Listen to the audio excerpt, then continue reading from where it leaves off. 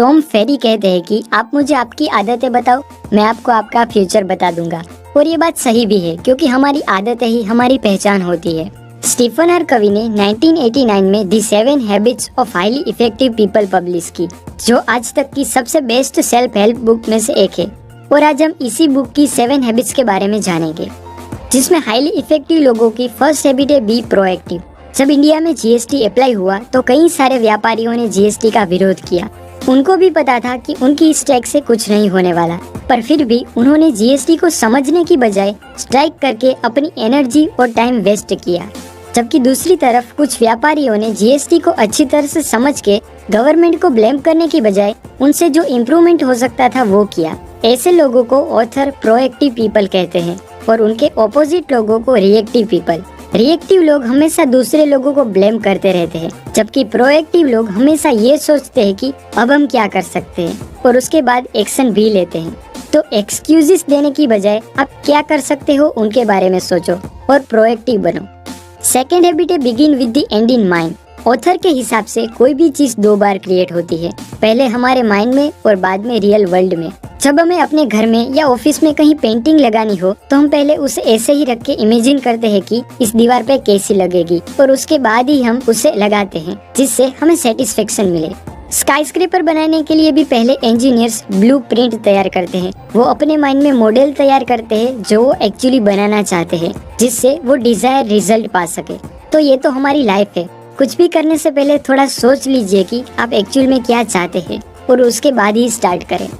Third habit है put first things first. पूरे दिन में करने के लिए तो हमारे पास कई सारे काम होते हैं, पर वो करने के बाद भी हमें सेटिस्फेक्शन नहीं मिलता, क्योंकि हमें एक क्वाड्रेंट नहीं पता, जिसमें फर्स्ट है urgent and important.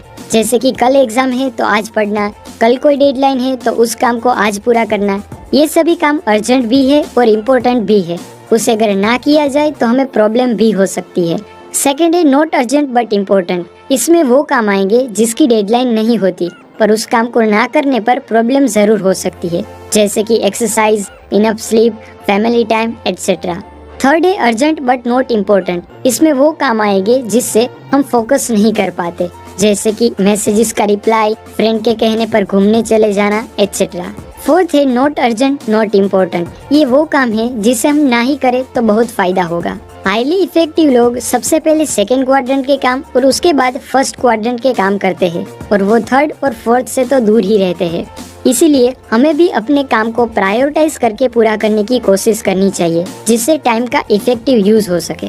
Fourth habit है थिंक विन विन। इफेक्टिव लोग कभी भी सिर्फ अपनी जीत के बारे में नहीं सोचते, वो हमेशा विन विन सिचुएशन से ही काम करते हैं। वो अपनी नीड और दूसरे लोगों की नीड को ऐसे जोड़ते हैं कि दोनों को लगता है कि इसमें फायदा मुझे ही हुआ। फिफ्थ हैबिट है seek first to understand then to be understood. ये हैबिट पूरी की पूरी डिपेंड करती है कि हम लोगों को किस प्रकार से सुनते हैं, क्योंकि सुनने के भी 5 प्रकार होते हैं।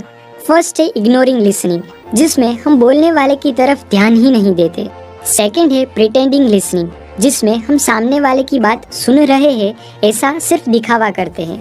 थर्ड है सिलेक्टिव लिसनिंग, जिसमें हमें जो अच्छा और सुनने योग्य लगे वो ही हम सुनते हैं।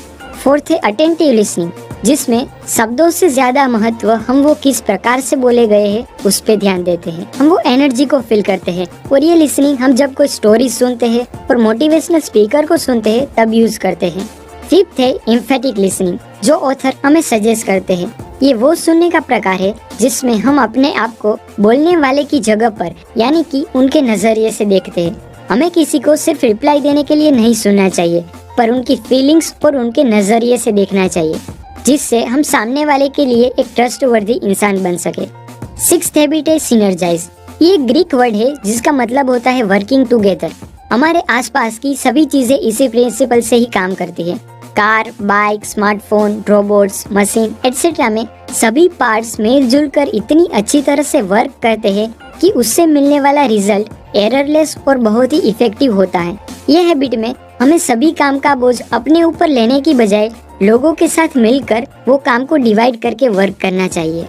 सेवेंथ हैबिट है शार्पन दी सॉ, मतलब कि जिस तरह हथियार शार्प हो तो कुछ भी काटना इजी हो जाता है, ठीक उसी तरह खुद हम अपने आप को कंटिन्यूअसली फिजिकल, मेंटल, सोशल और स्पिरिचुअल फील्ड में डेवलप करें तो हमारे लिए कुछ भी पाना आसान हो सकता है।